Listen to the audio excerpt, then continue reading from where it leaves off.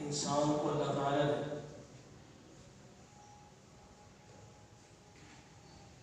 شعور کے ساتھ زندگی عطا کی ہے.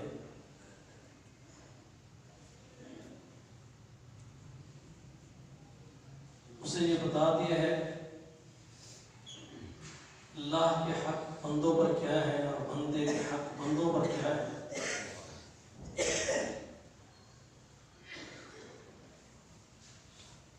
اللہ کا پسندیدہ معاشرہ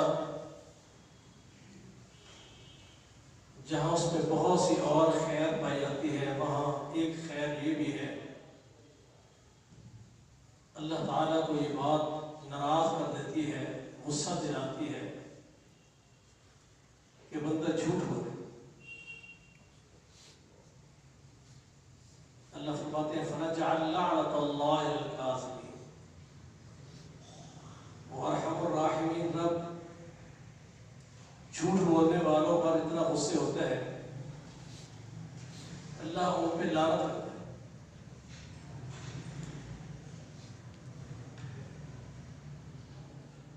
محمد رسول اللہ صلی اللہ علیہ وسلم نے جب مکہ کے کافروں کے سامنے اللہ کا دین پیش کیا، اللہ کی باتیں بتانے لگے، اپنے رسالت کا آغاز کرنے لگے، وہاں پر آپ نے پہلی بات یہ پوچھی تھی کہ میرے 40 سال کی زندگی تم میں گزری ہے، تم نے مجھے کبھی جھوٹ بولتے ہوئے دیکھا ہو؟ ان کا نہیں ہے محمد صلی اللہ علیہ وسلم، ہم نے آپ کو ہمیشہ سچ کے ساتھ دیکھا. یہ بات ہرقل شاہ روم عیسائی بادشاہ نے ابو سفیان سے پوچھا تھا. ابھی ابو سفیان غیر مسلم تھا.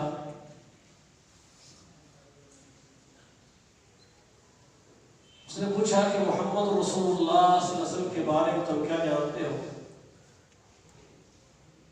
اور ایک کوشچن کیا کہ اگر وہ یہ کہتے ہیں جو تم بتا رہے ہو کہ وہ کہتے ہیں میں اللہ کا نبی ہوں اور اللہ اپنے بندوں کے لیے احکامات اور پیغامات میری طرف بھیجتا ہے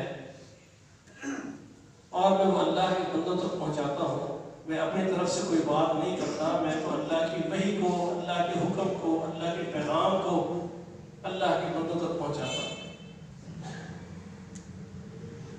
اگر تم یہ کہتے ہو کہ وہ یہ الفاظ کہتے ہیں کہ میرے پاس اللہ کے احکامات اور پیغامات آتے ہیں، تو کیا محمد رسول اللہ صلی اللہ علیہ وسلم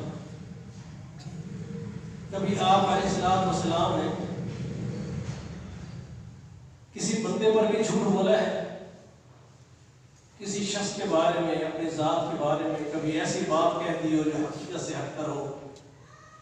40 سال کے اس معاشرے میں، معاشرتی زندگی میں، لوگوں کے معاملات میں، لین دین میں، گفتگو میں کبھی ان سے جھوٹ صادر ہوا ہو؟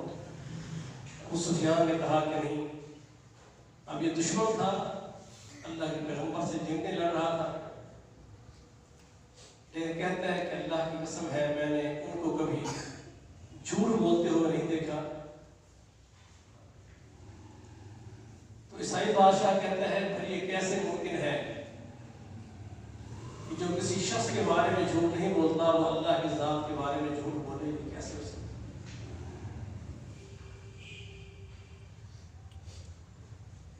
جھوٹ ایک ایسی بات ہے، یہ ایسی بد نصیبی ہوتی ہے کہ اللہ فرماتے ہیں ان اللہ لا یہدی من هو کاذب کفار، جھوٹے شخص کو اور ناشکر شخص کو، کفر کرنے والے کو، جھوٹ بولنے والے کو اللہ پھر ہدایت سے محروم کر دیتا۔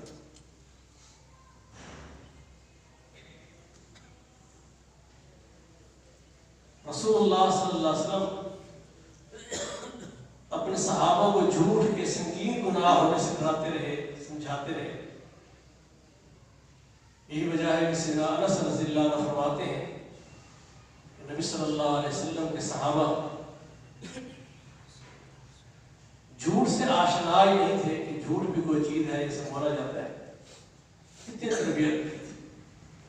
اور اسی بنیاد پر جب بھی نبی صلی اللہ علیہ وسلم کا کوئی صحابی وہ چاہے ایک لمحے کے لیے بھی اللہ کے پیغمبر کی صحبت میں بیٹھا ہو، اللہ کے پیغمبر سے کوئی تھوڑا سا دین میں سیکھا ہو، اس معاشرت کی صحبت کا یہ اثر تھا جو رسول اللہ صلی اللہ علیہ وسلم کی تعلیمات تھی کہ جھوٹ سے اللہ کے نبی کے صحابہ کوسوں دور بھاگتے تھے۔ اللہ نے بھی ان کی وصف اولئک هم الصادقون کہہ کر بیان کیا ہے کہ اللہ کے سچے لوگ تھے۔ اس لیے امت اس بات پر اجماع ہے، پوری امت جمع ہے سوائے کچھ بد نصیبوں کے، اور رسول اللہ صلی اللہ علیہ وسلم کی حدیث ہے کہ اللہ میری امت کو گمراہی پر جمع نہیں کرے۔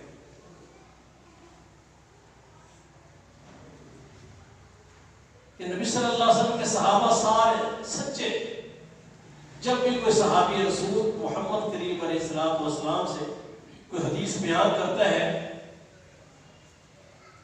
تو اس پہ صحابی کے بعد والے لوگوں پر جو بحث و جرح اور ان کا ثقہ ہونا، ضعیف ہونا، سچ بولنے والے ہیں، جھوٹ بولنے والے ہیں، خطا کرنے والے ہیں، حدیث کے اندر ان کی محدثین کے ہاں روات حدیث میں ان کی کیا حیثیت ہے، کیا پوزیشن ہے، جتنی مرضی بحثیں ہوتے ہیں، محدثین نے بڑی ضخیم کتابیں لکھتی ہیں ان لوگوں کے اقوال پر، افعال پر، رجال پر، جنہوں نے رسول اللہ صلی اللہ علیہ وسلم کے نام سے احادیث بیان کرنے میں کہیں بھی حدیث کی سند میں آتے ہیں تو ان کی چھان پھٹک بہت محدثین نے کی، لیکن ان کے قلم رک جاتے ہیں جب محمد رسول اللہ صلی اللہ علیہ وسلم کے صحابی کا تذکرہ آتا ہے کہ ان کی صداقت چیلنجیبل نہیں،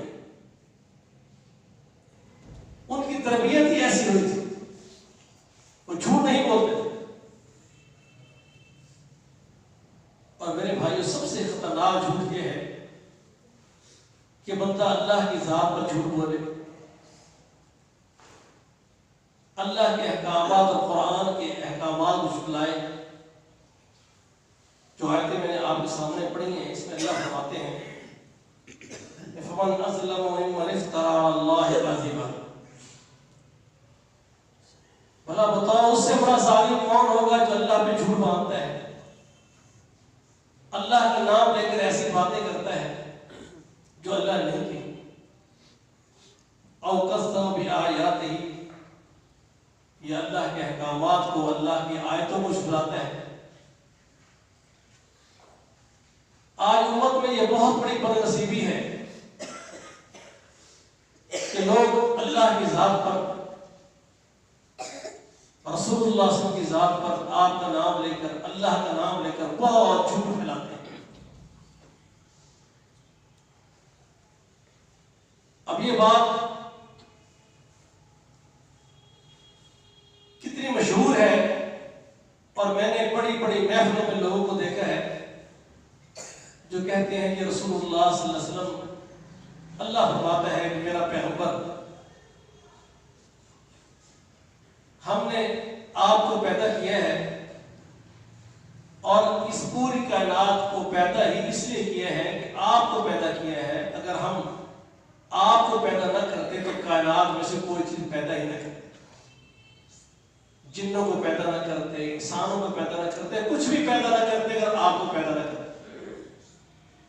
बड़ी महफिलों में, जिम्मेदारान लोगों में, बड़े बड़े दाढ़ियों वाले मजहबी लोग कतई इस बात का ख्याल नहीं करते कि अल्लाह ने ये बात कब कही है और जो लोग बयान कर रहे हैं इस बात की क्या हैसियत है। इस एक जुमले में दो गुनाह करते हैं जो इस कुरान की इस आयत में मना किया गया है।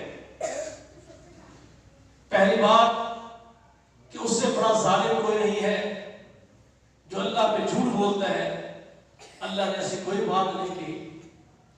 और दूसरी, वो अल्लाह की आयतों को झुठलाते हैं। कुरान में अल्लाह फरमाते हैं वमा खलक़तुल जिन्ना वल इंसा इल्ला लियअबुदून। कोई इंसान इस रूह जमीन पर पैदा नहीं हुआ, लेकिन उसकी पैदाइश का एक ही मकसद है कि वो अल्लाह की इबादत करे। जिन्नात भी इसलिए पैदा हुए हैं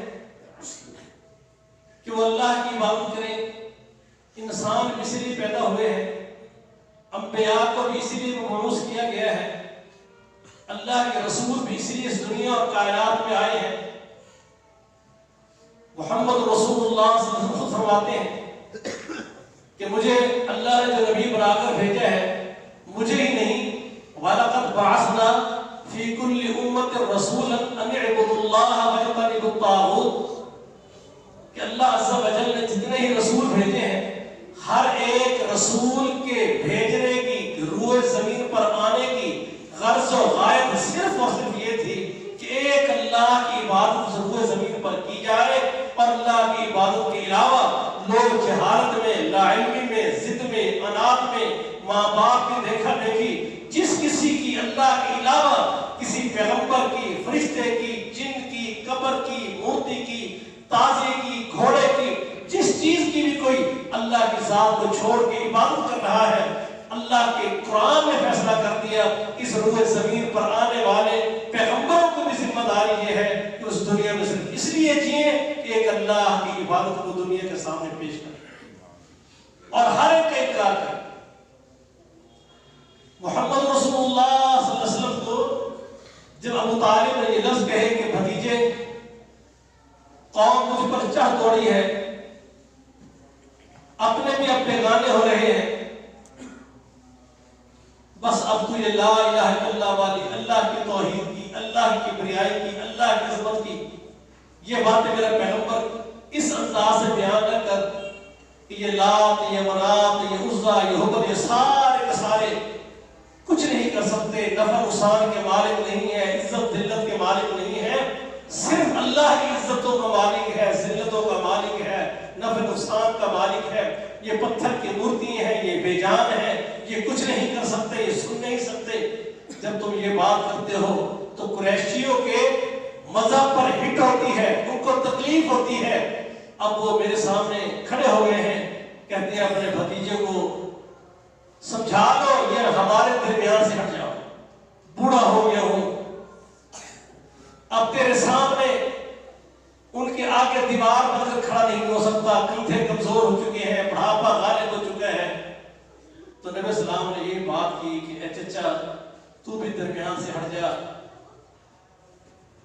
मुझे छोड़ दे, मेरा तो इस दुनिया में मिशन ही एक है कि या अल्लाह अकेले की इबादत की जाए या मोहम्मद को मौत आ जाए।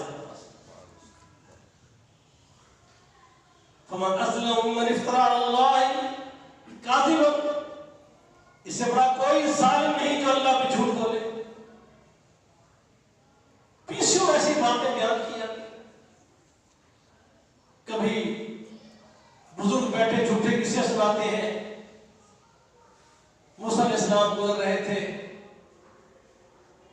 एक खातून ने कहा मेरी औलाद नहीं है, अल्लाह से पूछो औलाद होगी नहीं होगी। अल्लाह ने कहा औलाद से मुकद्दर में हमें नहीं लिखी। कुछ अरसे बाद फिर मूसा अलैहिस्सलाम गुजरे, दो बच्चे वहां खेल रहे थे।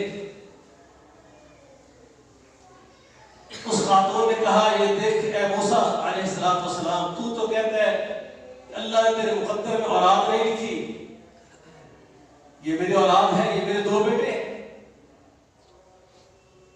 अल्लाह फरमाते हैं मूसा अलैहिस्सलाम ने जब बात की कि अल्लाह ये क्या मामला है, فرمایا کہ موسیٰ مجھے انسانی گوشت چاہیے. بڑا واقعہ پہلے میں نے بیان کیا. مصر کہنا یہ کہ اللہ پر جھوٹ بولتے ہیں, اللہ کے رسول پر تو جھوٹ بولنے میں دیر بن چکے ہیں. کوئی بات ہو نہ ہو رسول اللہ صلی اللہ علیہ وسلم کے نام پر حدیث اب تو بلکہ جھوٹ ہی یہ انتہا ہونے لگ گئی ہے کہ جھوٹی بات بیان کریں گے, نیچے صحیح بخاری سے مسلم کا حوالہ بھی لکھ دیں. اللہ کے رسول پر بھی جھوٹ, صحیح بخاری پر بھی جھوٹ, بے تحاشا.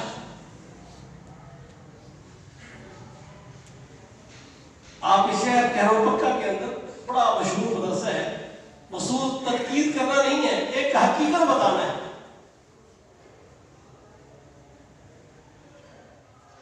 اب انہوں نے شیخ الحدیث ہے,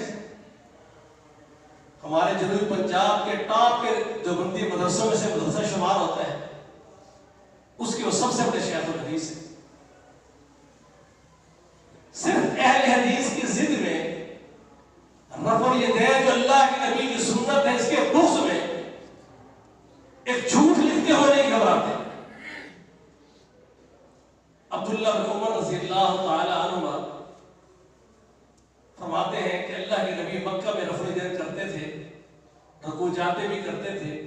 جب اللہ کے نبی مدینے پہنچ گئے تو پھر اللہ کے پیغمبر صلی اللہ علیہ وسلم نے پہلی رفع الیدین تو باقی رکھی اور رکوع اور رفع الیدین چھوڑ دی. بات ہے لکھ دی. اللہ کے رسول کی ذات پہ جھوٹ بولا, عبداللہ بن عمر صحابی پر جھوٹ بولا. کہاں لکھا ہے؟ یہ شیخ الحدیث آگے حوالہ دیتے ہیں کہ کتاب ہے اخبار الفقہاء والمحدث, کوئی حدیث کی کتاب نہیں, اخبار الفقہاء والمحدث. حالانکہ اس سے بڑی بھی بدقیامتی ہوگی کہ اسی کتاب میں, کتاب بھی غیر معروف ہے, علم حدیث میں اس کتاب کوئی شمار نہیں ہے, اس کے باوجود بھی کہ اس کتاب کی اسی بات, اسی جھوٹ کے ساتھ یہ بھی لکھا ہے کہ یہ ایک اجنبی, غریب اور شاذ بات ہے. کسی اللہ کے پیغمبر کے صحابی سے ایسی بات یا عبداللہ بن عمر سے یہ بات قطعاً معروف نہیں ہے. پتہ نہیں کہاں سے انہوں نے بات کہہ دی. کہنے والا بھی, لکھنے والا بھی خود بھی یہ بات لکھ رہا ہے کہ یہ بات صحیح نہیں ہے. پھر سب سے بڑی بات یہ ہے کہ لکھنے والا یہ کتاب 361 ہجری میں فوت ہو چکا ہے. پہلے صفحے میں لکھا ہے, پہلے صفحے میں کھولو, اس کتاب میں لکھا ہے اس کتاب کا مصنف 361 میں فوت ہو گیا.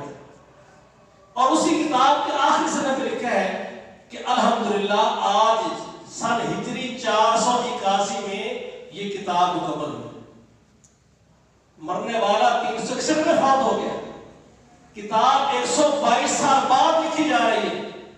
اس پہ لکھا جا رہا ہے کہ آج شعبان 483 ہجری میں یہ کتاب مکمل ہوئی ہے. عام سادہ لوگوں پر کیا ظلم کرو گے؟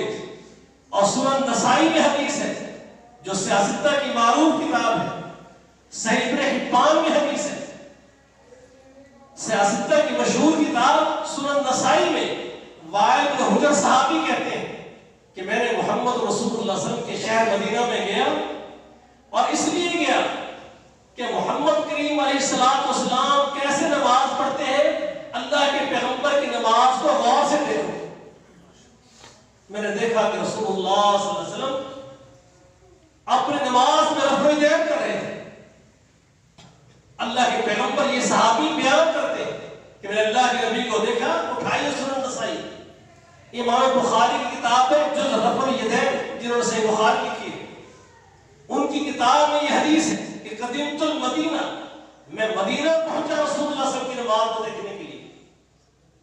اور پھر سنن نسائی میں یہ الفاظ ہیں, صحیح ابن حبان میں یہ الفاظ ہیں کہ قدمنا المدینہ. یہ یمن کے ایک بادشاہ تھے, بڑے متمول اور سردار قبیلے سے تھے. قدمنا المدینہ کے لفظ بتاتے ہیں, جمع کا لفظ ہے کہ پورے اپنے ایک گروپ کے ساتھ پہنچے.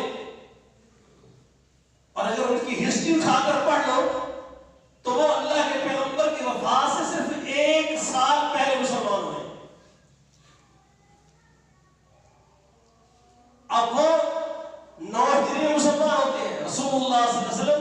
11 ہجری کے شروع میں وفات پا جاتے ہیں اور وہ کہتے ہیں میں نے رسول اللہ صلی اللہ علیہ وسلم کو مدینہ پہنچ کر آپ کی نماز کو غور سے دیکھا تو محمد رسول اللہ صلی اللہ علیہ وسلم نماز شروع کرتے میرے فجر کرتے تھے، رکوع جاتے بھی کرتے تھے، رکوع سے اٹھتے بھی کرتے تھے، لیکن اپنے صرف مسلکی تعصب بغض میں آ کر اللہ کے رسول کی ذات میں جھوٹ بول دیں گے، اللہ کے پیغمبر کے صحابی پر جھوٹ بول دیں گے۔ اگر یہ بات ایسی ہوتی، صحیح بخاری میں لکھا کھڑا ہے کہ عبداللہ بن عمر صحابی خود اپنے نماز کے اندر، نافع تابعی ان کے شاگرد بیان کرتے ہیں کہ میں نے عبداللہ بن عمر صحابی کو دیکھا، وہ نماز پڑھ رہے تھے، جب نماز شروع کی تب انہوں نے اپنے ہاتھ کندھوں تک اٹھائے، رفع الیدین کی، جب رکوع کا ارادہ کیا پھر رفع الیدین کی، جب رکوع سے اٹھے پھر رفع الیدین کی، جب تیسری رکعت کے شروع میں کھڑے ہوئے پھر رفع الیدین کی، اور بیان کرتے تھے کہ اللہ کے پیغمبر بھی ایسے کرتے تھے۔ لیکن کس چیز نے فمن اظلم ممن افترى على الله كاذبا او كذب بالآيات، یہ وہ ظلم ہے جس ظلم کی بنیاد پر آدمی فرقہ وارانہ عصبیت تعصب میں آتا ہے، پھر اللہ اس رسول کی پرواہ نہیں کرتا، اپنی فکر، اپنے گروہ، اپنے تھڑے کی نمائندگی کرتے ہوئے اللہ کے خوف سے دور ہو جاتا ہے، پھر جھوٹ بھی بولتے جائیں گے، بددیانتی بھی کرتے جائیں گے۔ اللہ فرماتے ہیں کہ یہ وتیرہ جن لوگوں کا ہے جو اللہ کی ذات پہ جھوٹ بولتے ہیں، اور رسول اللہ صلی اللہ علیہ وسلم فرماتے ہیں کہ جو آدمی میری نسبت ایسی بات کرے جو میں نے نہیں کہی ہوتی، اور وہ جانتا ہے، اس میں میرے بھائیوں دو گناہ ہیں۔ ایک گناہ جہالت ہے کہ آپ نے سنی بات آگے کر دی۔ تمہیں رسول اللہ صلی اللہ علیہ وسلم نے کیا ہدایت کی ہے؟ صحیح مسلم کی حدیث ہے، فرمایا کسی شخص کے جھوٹا ہونے کے لیے یہی کافی ہے جو بات سنے آگے بیان کر۔ وہ کسی بھائی کے بارے میں کرے، وہ خاندان کے بارے میں کرے، وہ کسی کی شخصیت کے بارے میں کرے، جو سنے بیان کر دے، جھوٹ ہے سچ ہے کوئی پرواہ نہیں ہے۔ یہ اتنا بڑا حدیث میں آتا ہے کہ ایک بندہ یہ ایسے جھوٹ بولتا رہتا ہے، اللہ کے ہاں نامہ اعمال میں وہ کذاب جھوٹا لکھتے جاتے ہیں، یہ شخص جھوٹا ہے۔ آپ اتنی بات کریں، اس لیے پیارے پیغمبر اسلام نے کیا فرمایا؟ فَلْيَقُلْ خَيْرًا أَوْ لِيَصْمُتْ، کوئی اچھی بات کرنے کی کہہ لو، نہیں تو چپ ہو جاؤ۔ ایک گناہ لاعلمی، اس کے لیے نبی علیہ السلام نے سادہ سی تعلیم دے دی کہ سنی ہی بات آگے نہ کرو جب تک اس کے صحیح ہونے کا تمہیں یقین کامل نہ ہو۔ اور دوسرا وہ شخص جو عالم ہے، اسے پتہ ہے میں یہ بات بیان کر رہا ہوں، یہ بات سچ نہیں ہے، یہ بات جھوٹ ہے، اس کے باوجود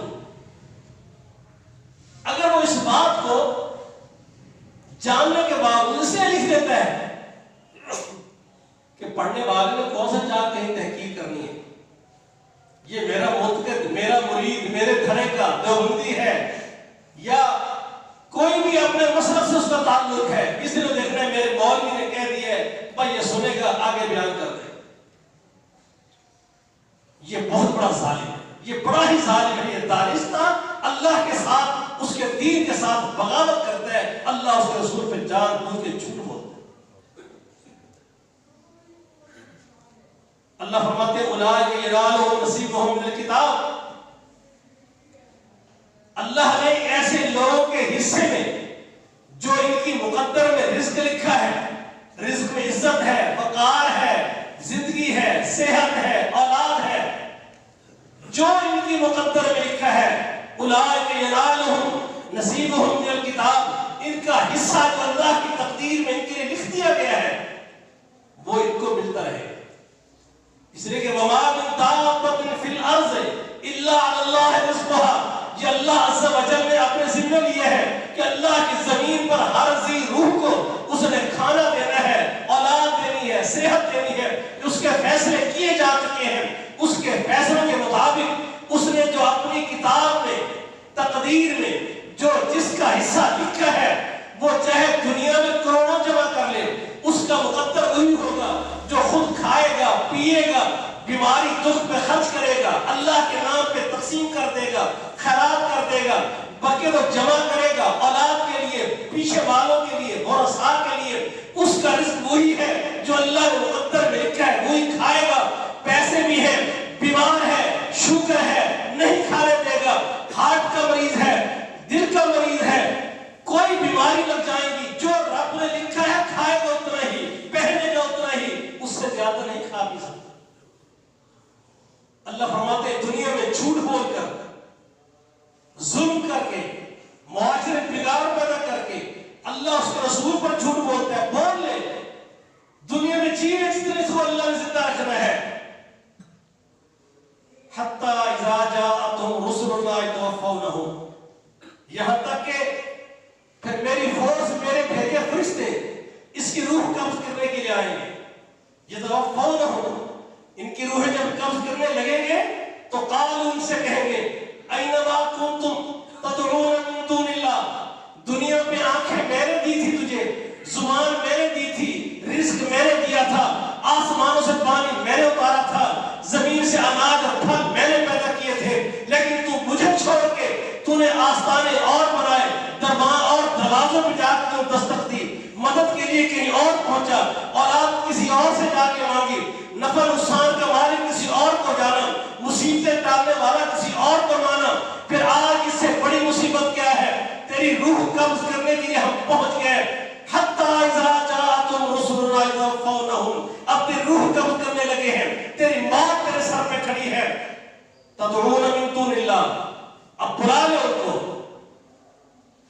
جن کو تو مشرک کشا کہتا تھا، وہ سیدنا علی ہو رضی اللہ عنہ، وہ محمد رسول اللہ صلی اللہ علیہ وسلم، وہ شیخ عبد القادر جیلانی ہو، اللہ کے پہ رحمتے ہو، جتنے بھی تیری نظروں میں کوئی لوگ تھے جو تجھے مصیبتوں سے بچا سکتے تھے، تیری مشکلیں حل کرتے تھے، جن کو تو یا رسول اللہ مدد، یا علی مدد، یا غوث مدد کہہ کے ان سے استغاثے کرتا تھا، فریادیں کرتا تھا، تجھے دکھ کوئی نہ پہنچے۔ آج دنیا کی سب سے بڑی مصیبت موت تیرے سر پہ ہے۔ تدعون من دون اللہ، ذرا بلاؤ ان کو، جمع کر ان کو، آوازیں دے ان کو، تیرے کام آئے، تیری مصیبت ڈالے، تیری مشکل ہٹائیں، اور جن کے لیے جائز نجائز کر کے جمع کے اکٹھا کیا تیرے سر پہ کھڑے ہیں، کہو ان کو تجھے اب بچا لے، کرے تیرے لیے کچھ۔ آلو ظلو عنا، خود کہتا ہے آج تو سارے چھوڑے، کوئی نہیں آ رہا، جن کے درباروں پہ نذرانے دیتا رہا، جن قبر والے فوت ہونے والے مردوں کو داتا کہتا رہا، جن پریشان حال مصیبت زدہ لوگوں کو مشرک کشا کہتا رہا۔ کیسی عجیب بات ہے، سیدنا علی رضی اللہ تعالیٰ عنہ خود خون میں لہرائے کھڑے ہیں۔ ایک ظالم بد نصیب نے، بدبخت نے اپنی قبر کو جہنم کی آگ سے بھرا۔ نبی اسلام نے فرمایا دو بڑے ہی بدبخت ہوں گے، بڑے عظیم بدبخت، اللہ کی زمین پر بڑے دو بدبخت ہوں گے۔ ایک بدبخت وہ ہے جن نوح علیہ السلام اپنا قوم ثمود کی، صالح علیہ السلام، انہوں نے قوم نے معجزہ مانگا، انہوں نے اللہ سے دعا کی، ایک اونٹنی ناقۃ اللہ، یہ اونٹنی بطور معجزہ پیش کی گئی، انہوں نے اونٹنی کا مطالبہ کیا، اللہ نے وہ دے دی، معجزہ دکھا دیا پیغمبر کے ہاتھ پر، اور ایک بد نصیب نے اٹھ کے اس کی ٹانگیں کاٹ دی۔ فرمایا وہ سب سے بڑا بد نصیب ایک وہ شخص تھا، فرمایا علی، اور ایک وہ بد نصیب ہوگا جو تیرے سر پہ اشارہ فرمایا تلوار مار کے تجھے شہید کرے۔ میرے بھائی جو خود مشکلوں میں، مصیبتوں میں گرتے ہیں، اللہ کے نبی، اللہ کے اولیاء، سیدنا علی ہر ایک یہ دعوت دیتے دنیا سے گئے کہ لوگ مشکلیں حل کرنے والا اکیلا اللہ ہے۔ اس لیے اللہ تعالیٰ نے مجھے دعا میں نے ذکر کی تھی، ایک جمعے میں 3 دعاؤں کا کیا، 2 دعائیں بتائی تھی، تیسری دعا ہے جسے سید الاستغفار کہتے ہیں، کہ اللہ سے بخشش مانگنے کی جتنے کلمات ہیں ان سب کلمات کے سردار یہ دعا ہے۔ صبح پڑھ لو اس عقیدے کے ساتھ، شعور کے ساتھ، ترجمے کے ساتھ، اسی مذہب پر جو اللہ کے पैगंबर अलैहिस्सलाम ने दुआ में सिखाया है, मौत आ जाए, अल्लाह के फरमाते हैं शाम से पहले पहले मर गया, सुबह पढ़ ली है, शाम से पहले मर गया, अल्लाह की जन्नत में चला जाए। और अगर शाम को सोते हुए पढ़ ले, सुबह जागना नसीब ना हो, सुबह से पहले मर जाए, अल्लाह की जन्नत में चला जाए। उसमें क्या है दुआ? अल्लाहुम्मा अंता रब्बी, अल्लाह मेरा पालनहार तू अकेला है, कोई और दाता नहीं है, कोई और मुझे खिलाता पिलाता नहीं है। कितने बदनसीब लोग हैं, दरबारों मज़ारों पे जाएंगे, कभी अल्लाह के नबियों को कहेंगे, वो जिसका खाते हैं उसी का गाते हैं, कवाली कह रहे हैं, नाते कह रहे हैं। तेरे गाने से पहले, तेरी जुबान शऊर से पहले तुझे कौन खिलाता था? अल्लाह को इसीलिए गुस्सा आता है कि मां के पेट में खिलाने वाला मैं, दुनिया पे लाकर तेरी मां के सीने से दूध की नहरें जारी करने वाला मैं, और तेरे लिए पाकीज़ा जानवरों से पाकीज़ा दूध का बंदोबस्त करने वाला मैं, तेरी एक एक जर्रे की तेरी तरबियत पिलाना खिलाना मैं करता हूं, और तू कहता है खाता किसी और का हूं, फिर गाता भी किसी और का हूं। अल्हम्दुलिल्लाह रब्बिल आलमीन, यूं रब के गीत का कि वो सारी कायनात का पालनहार अकेला अल्लाह है, हक है मुझ पर तो उसकी तारीफ नहीं करता रहा। पढ़ो ये दुआ, अल्लाहुम्मा अंता रब्बी, अल्लाह मेरा पालनहार तू है, ला इलाहा इल्ला अंता, और मेरा अकीदा है कि तेरे सिवा मेरे जिस्म का एक बार भी कोई नहीं उखाड़ सकता, ना मुझे कोई घूंट पानी का पिला सकता है। अल्लाह पैदा भी तूने किया है, खलक़तनी, अल्लाह तू ही मेरा खालिक है। अल्लाहुल्लज़ी खालक़कुम, अल्लाह फरमाते मेरे नबी को बताओ तुम्हारा पैदा करने वाला भी अल्लाह, सुम्मा रज़क़कुम, रोजी रसा दाता भी अल्लाह है। ला इलाहा इल्ला अंता, अल्लाह तेरे सिवा कोई नहीं जो मुझे पालता हो खिलाता हो। खलक़तनी, तो अकेला ही मेरा खालिक है। और अल्लाह मैं क्या हूं? व अना अब्दुका, अल्लाह मैं तो तेरा बंदा, तेरी बंदगी करने वाला, तेरे दिए हुए पर कनात करने वाला, तेरे दिए हुए पर इतनी तेरी नेमतें अल्लाह मेरे पास है, अल्लाह मैं उनका शुमार नहीं कर सकता। व अना अब्दुका व अना अला अहदिका व वअदिका मस्तताअत, ऐ अल्लाह मैं उसी अहद पर कायम हूं। कौन सा अहद? अगर इस हदीस को जरा कुरान की नजर में लेकर जाएं, कौन सा अहद? जब ये पूछा गया था तेरी रूहों से, अलस्तु बिरब्बिकुम, सूरह आराफ 9वें पारे में, अलस्तु बिरब्बिकुम, फरमाया तमाम इंसानों को हदीस में आता है, बारीक बारीक चूंटियों की सूरतों में इनको बिछा दिया मेरे रब ने, इनकी सारी क़यामत तक आने वाली रूहों को पैदा किया और पूछा अल्लाह अकबर, दुनिया में जाके बिगड़ न जाना, भूल न जाना, बताओ तुम्हारा रब कौन है? कुछ नजर नहीं आता था रब के सिवा, कायनात में था ही कुछ नहीं। बड़ा अल्लाह फरमाते हैं तुमने मेरे साथ ये अहद किया था कि अल्लाह तू ही हमारा पालनहार है, तेरे सिवा कोई नहीं पालनहार। फरमाया फिर ऐसा ना हो कि दुनिया में जाकर शिर्क शुरू कर दो और फिर मुझे ये ना कहना आकर, ये कुरान के लफ्ज है, उठाई सूरह आराफ, ये ना कहना कि अल्लाह हमने इस अकीदे पर माँ बाप को पाया था, उनका नहीं अल्लाह हमारा अहद है। कालू बला, हम इस बात का अहद करते हैं, इकरार करते हैं, शहीदना गवाही देते हैं, तू ही अल्लाह हमारा पालनहार है, तू ही हमारा पैदा करने वाला खालिक है।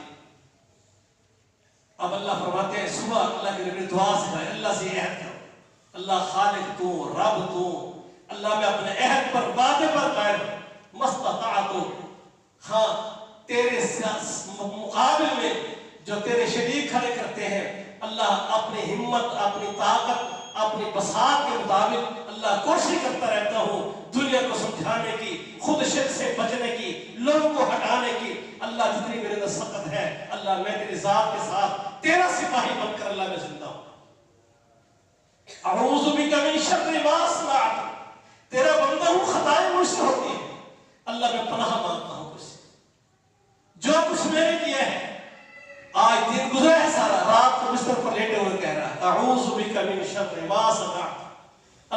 बुराई की हरकतें, कोई काम, नलायकियां, बुरे करतूत, अल्लाह जो मुझसे हुए अल्लाह मुझको माफ कर।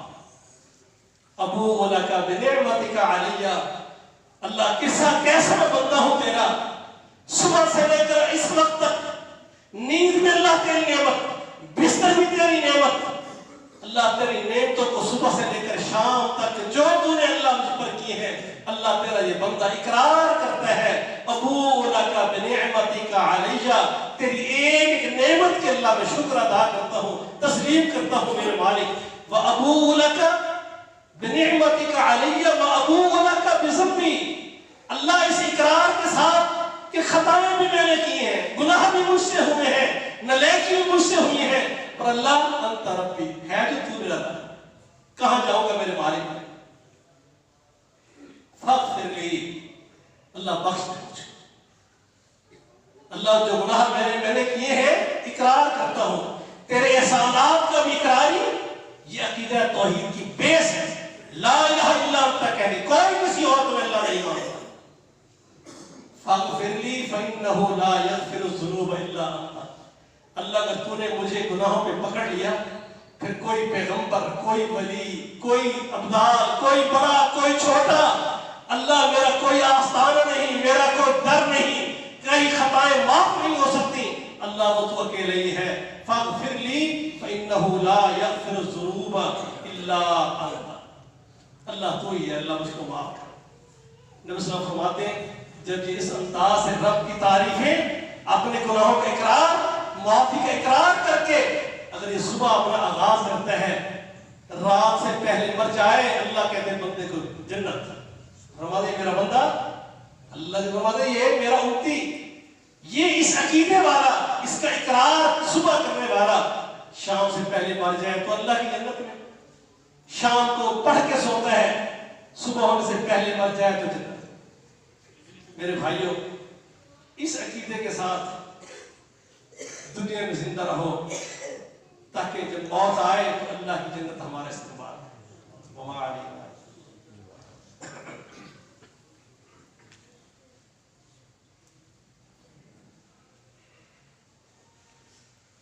अल्हम्दुलिल्लाह नहमदुहु व नस्तईनुहु व नस्तगफिरुह, नऊज़ु बिल्लाहि मिन शुरूरि अंफुसिना व मिन सय्यिआति अअमालिना, मन यहदिहिल्लाहु फला मुज़िल्ल लहु व मन युद्लिलहु फला हादिय लहु, व अशहदु अन ला इलाहा इल्लल्लाहु वहदहु ला शरीका लहु, व अशहदु अन्न मुहम्मदन अब्दुहु व रसूलुहु, अम्मा बअदु फइन्न खैरल हदीस किताबुल्लाह व खैरल हदी हदी मुहम्मद सल्लल्लाहु अलैहि वसल्लम, व शर्रल उमूरि मुहदसातुहा, व कुल्लु मुहदसतिन बिदअह, व कुल्लु बिदअतिन ज़लालह, व कुल्लु ज़लालतिन फिन्नार।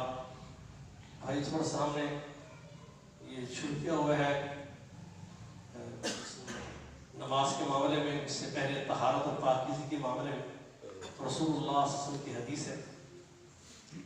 अबू हुरैरा रज़ियल्लाहु अन्हु फरमाते हैं, मुझे अल्लाह के पैगंबर ने आवाज़ दी, मैं घर से बाहर आया, मेरी हालत ये थी कि मुझ पर गुस्ल वाजिब था बवजह अपनी बीवी के जनाबत के, लेकिन अल्लाह के पैगंबर जब जो आवाज़ पर बाहर आया, आपने मेरा हाथ पकड़ लिया इस्लाम की सूरत में, तो आप चल पड़े, मेरा हाथ नहीं छोड़ा, तो मैं शदीद परेशान था।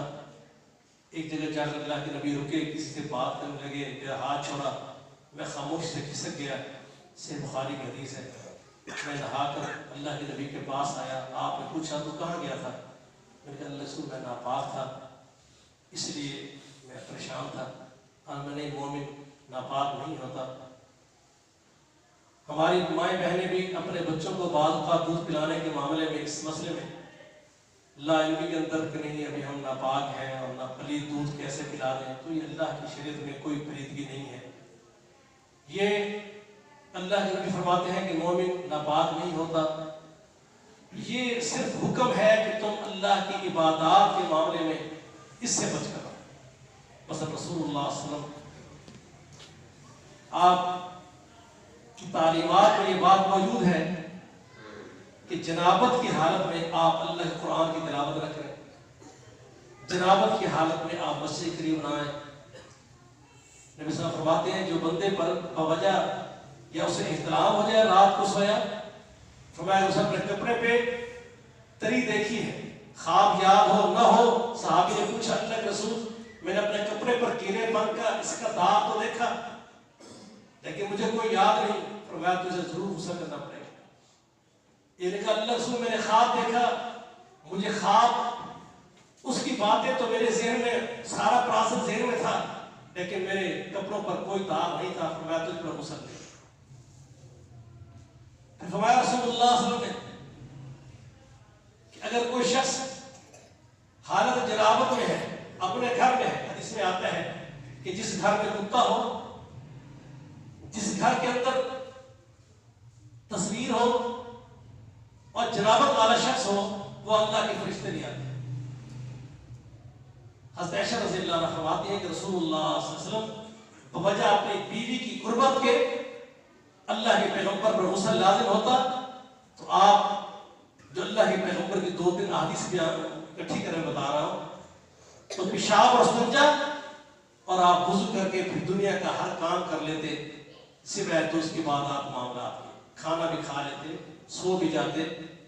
सैयदना उमर रज़ियल्लाहु अन्हु ने पूछा, अब्दुल्लाह इब्न उमर कहते हैं, अल्लाह के रसूल अगर मुझ पर जनाबत और गुस्सा लाजिम हो, फरमाया कि अगर तू इस तरह कर ले कि तू रात को सिर्फ वुज़ू करके सो जाया कर, वुज़ू कर ले और सो। तो जनाबत की हालत में आपके लिए दुनिया के मामला और चीजें करने में कोई चीज रुकावट नहीं है, ये कोई ऐसी पलीदगी नहीं है। लेकिन इसका बेहतरीन हल ये है, अगर आप वुज़ू कर ले तो ये शरीयत को ज्यादा महबूब है, ज्यादा पसंद है, ज्यादा बेहतर है। अगर कोई आदमी सर्दी की शिद्दत की वजह से, इसमें ये भी आता है कि बगैर पानी को छुए भी अगर आप सो गए हैं तब भी कोई हद नहीं, लेकिन उस नेमत से अजर और सवाब से महरूमी है, गुनाह नहीं है। इसमें अगर कोई आदमी वुज़ू करके रात को सो जाए तो अल्लाह का फरिश्ता उसके सराहने खड़ा रहता है और वो अल्लाह से दुआएं करता है कि या अल्लाह ये बंदा हालत तहारत में सोया है, अल्लाह इसको माफ कर। तो ये एहसास हमें मिलते रहते हैं।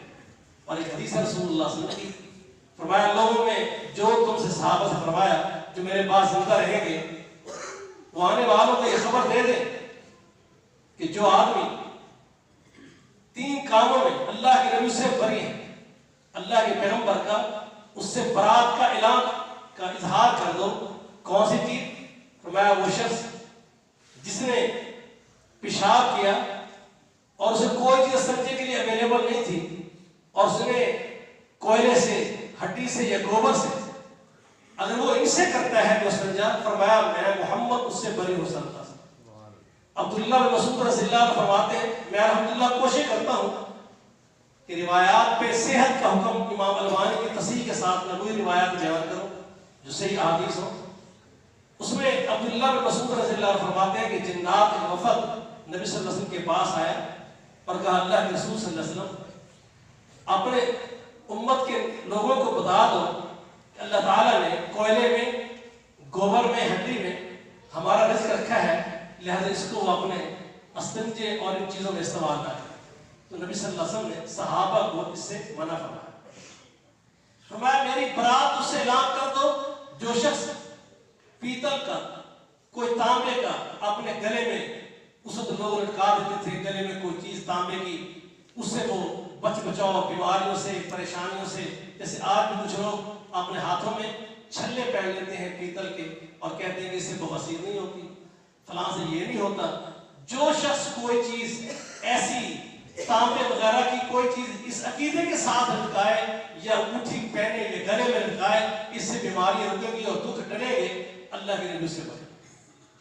इसलिए रसूलुल्लाह सल्लल्लाहु अलैहि वसल्लम की तालीमात में फरमाया कि पाकीज़गी आदमी के ईमान का निस्फ़ है। इसलिए भाइयों इंशाअल्लाह जनाबत के तरीक़ार में भी गुफ्तगू करेंगे। वक्त थोड़ा है। सुब्हान रब्बिक रब्बिल इज़्ज़ति अम्मा यसिफ़ून व सलामुन अलल मुरसलीन।